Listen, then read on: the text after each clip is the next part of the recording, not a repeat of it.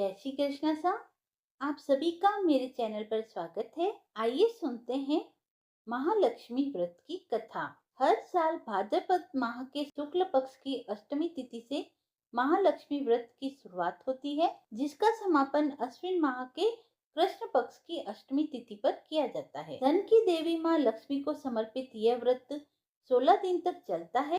इस अवधि में माँ लक्ष्मी की पूजा करने से धन, भाग्य, समृद्धि, सौंदर्य और शक्ति में वृद्धि होती है। इस बार महालक्ष्मी व्रत की शुरुआत 11 सितंबर से हो रही है और इसका समापन 24 सितंबर को होगा। देवी की आराधना करने से जीवन में सुख समृद्धि का वास होता है व धन संबंधी समस्याओं का निवारण होता है। महालक्ष्मी व्रत की कथा। एक बार महर्षि वेदव्यास जी हस्तिनापुर पधारे। उनका आगमन सुन महाराज धृतराष्ट्र उनको आदर सहित राजमहल में ले गए। स्वर्ण सिंहासन पर विराजमान कर उनका पूजन किया।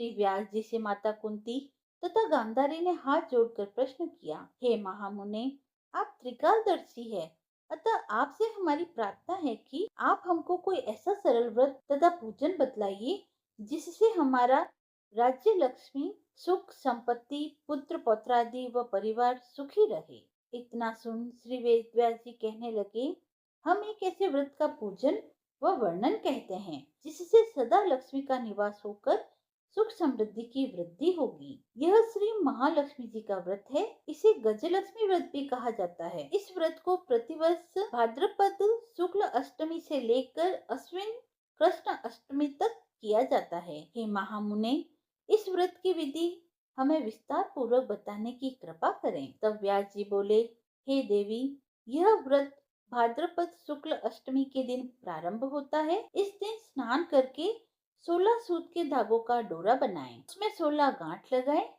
और हल्दी से पीला करें। प्रतिदिन 16 दूर्वा और 16 गेहूं डोरे को चढ़ाएं। अश्विन कृष्ण अष्टमी के दिन उपवास रखकर मिट्टी के हाथी पर श्री महालक्ष्मी जी की प्रतिमा स्थापित कर विधि पूर्वक पूजन करें। इस प्रकार श्रद्धा भक्ति सहित महालक्ष्मी जी का व्रत पूजन करने से आप लोगों की राज्य लक्ष्मी में सदा अभिवृद्धि होती रहेगी। इस प्रकार व्रत का विधान बताकर श्री वेदव्यास जी अपने आश्रम की ओर प्रस्थान कर गए। इधर समयानुसार भाद्रपद शुक्ल अष्टमी से गांधारी और कुंती अपने अपने महल में नगर की स्त्रियों सहित व्रत का आरंभ करने लगी।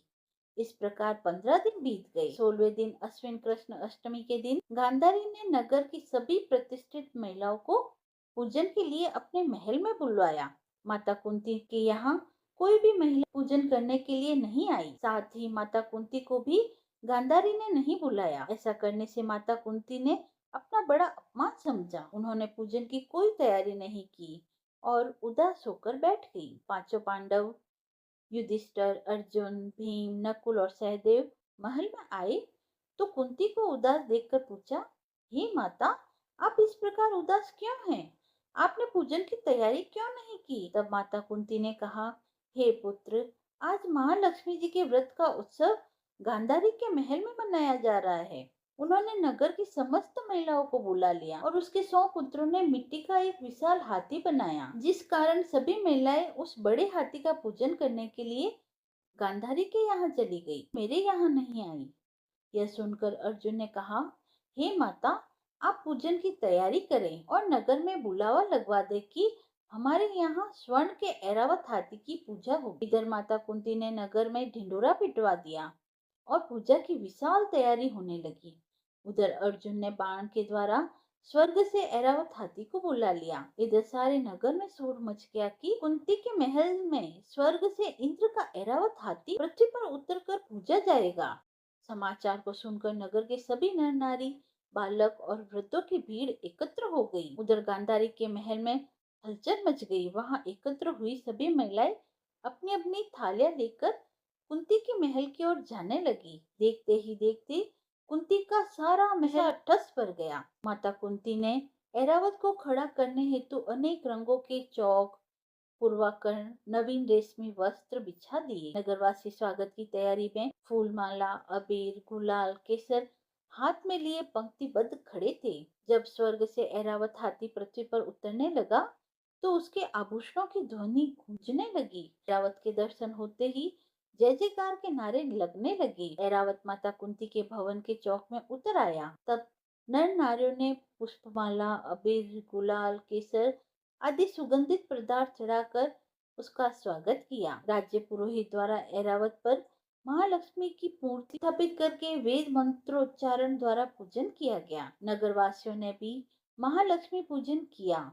फिर अनेक प्रकार के पकवान लेकर ऐरावत को खिलाए और यमुना जी का जल पिलाया। राज्य पुरोहित द्वारा स्वस्ति वाचन करके महिलाओं द्वारा महालक्ष्मी का पूजन करा गया।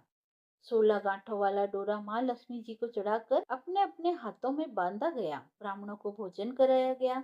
दक्षिणा के रूप में स्वर्ण आभूषण, वस्त्र आदि दिए गए।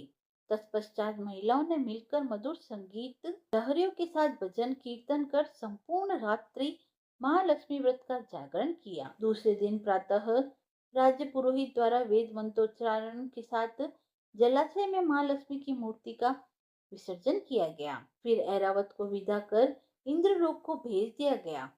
इस प्रकार जो स्त्रियां श्री महालक्ष्मी जी का विधि पूर्वक व्रत व पूजन करती है, उनके घर धन धान्य से परिपूर्ण रहते हैं तथा उनके घर में महालक्ष्मी जी सदा निवास करती है। इस हेतु महालक्ष्मी जी की यह स्तुति अवश्य बोले। महालक्ष्मी नमस्तुभ्यम नमस्तुभ्यम सुरेश्वरी, हरिप्रिये नमस्तुभ्यम नमस्तुभ्यम दयानिधे।